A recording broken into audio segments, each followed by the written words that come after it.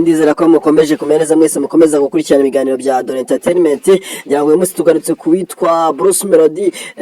Bruce Melody ni umwe mu bahanzi bakomeye mu Rwanda ukunze kwiyita 001 cyangwa se Munyakazi, amazina menshi harimo nka Itahi Wacu. Bruce Melody nawe ni umwe mu bari bitabiriye umushyikirano wabaye hagati y'abaturage by'umwihariko biganjemo itangazamakuru ndetse n'abaturage basanzwe bahuye na Perezida Paul Kagame. Harimo urubyiruko rwinshi, harimo abayobozi benshi mu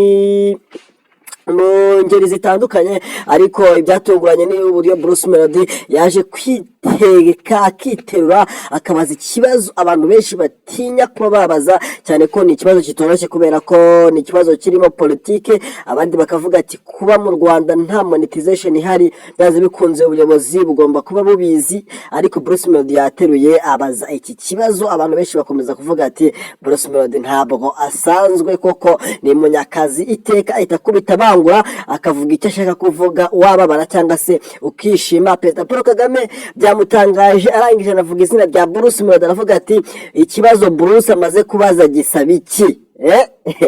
Ni ibibango, ni ibintu rero nyine byatunguye abantu benshi bakomeje kugenda bacashaka ku nkoranyambaga bashimira Bruce Melody, bavuga ati uyu niwe 001. Amahirwe Bruce Melody yabonye witwa Element yigeze kuyabona mu myaka itambutse, ubwo ndumva nibeshye nimba 2024 Element arangije yivugira ati ngiye rwose nyakubahwa Perezida wa Repubulika, mfite imyaka 23 ninjye wakoze fudeto. Numviye nawe ikintu ushobora kuvuga imbere ya Perezida Paul Kagame. So ni ibintu byagiye bigaragaza ko Bruce Melody n'abo bahanzi bamaze kujya ku rundi rwego, n'umwe mu bahanzi bamaze kugaragaza ko afite itandukaniro. We guhura na Perezida Paul Kagame agomba guhura ahita kubita bangura, abaza ibibazo anashaka igisubizo. Ubwo Bruce Melody ubwo yamaze kubaza iki kibazo, yegereye witwa Wera Jean Maurice, akaba ari umuvugizi wungirije wa guverinoma y'u Rwanda. Aramubaza ati ndamutse nkubwiye ngo Aisha Speed ubwo yazaga mu Rwanda yari ari mu biki, wambwira ko yari ari mu biki? Witwa Wera Jean Maurice yamusubije aramubwira ati nabonye yari ari gufata amavideo akifotora.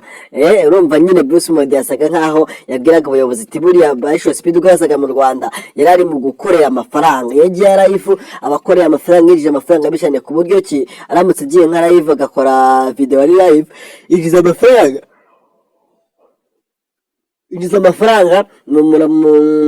yinjiza amafaranga menshi cyane, ku buryo urubyiruko narwo rugomba guhaguruka rukabasha gukora rubinyujije mu ikoranabuhanga cyangwa se rubinyujije ku mbuga nkoranyambaga. Ati tujye tureba ukuntu nk'ama TikTok yishyura amafaranga menshi. Ati rero mu Rwanda turamutse tubonye Imbona, tubonye monetization, byaba ari ibintu byiza cyane. Umuyobozi w'ikigo cy'igihugu gishinzwe ikoranabuhanga no mu mama nawe yabajijwe na Paul Kagame aramubwira ati se ibyo bintu byose muri kuvuga Bruce Melody yababajije bisaba iki kugira ngo iyo monetization iboneke? Abandi bakibaza ati se ko monetization ni ibintu bishyirwamo uruhare na leta. Abandi bacu bakavuga ati byanze bikunze His Excellency niwe ugomba kubishyiramo imbaraga cyane, kubera ko monetization akenshi kugira ngo iboneke hari n'abavuga ko iyo yabonetse kubera amafaranga bameze nkagiye kumeneka ku mbuga nkoranyambaga, ati abantu benshi batangira kunyuzwamo politike bagase gucengezwamo ideology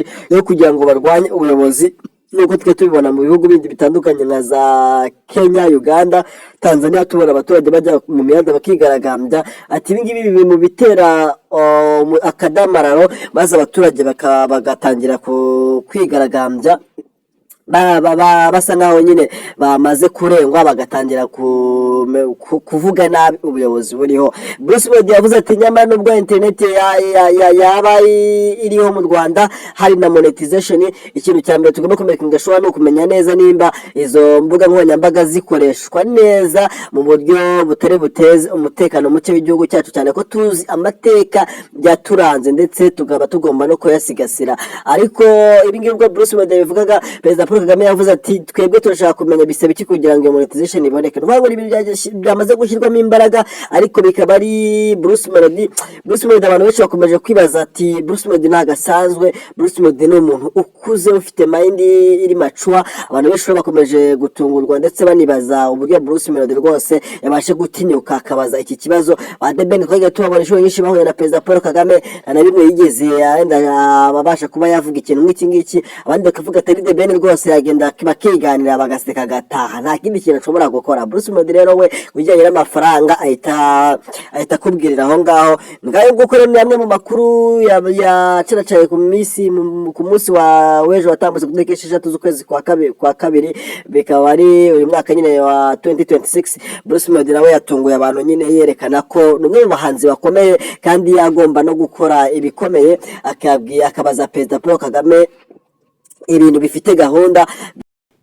Bruce Melody nyine yerekanye ko ni umuhanzi ushobora kuba aramutse hawe amahirwe yo kuyobora wenda nk'ikigo cy'igihugu gishinzwe imyidagaduro. Ni umuntu wamaze kugaragaza ko afite ubwo bushobozi. Abantu benshi bakomeje no kugenda bavuga ati rwose turifuza ko Bruce Melody yahabwa umwanya muri izi nshingano zo kuba yayobora ikigo cy'igihugu gishinzwe imyidagaduro, akabasha kuba ndabizi neza ko hari ibintu byinshi yabasha guhindura, kubera ko niba ashobora guhagarara imbere ya Perezida Paul Kagame mu baturage barenga 100 bari bitabiriye inama y'umushyikirano yahujwe na Perezida Paul Kagame, ni ukuvuga ngo ni umwe mu bantu bigaragara ko afite ibintu ashobora guhindura.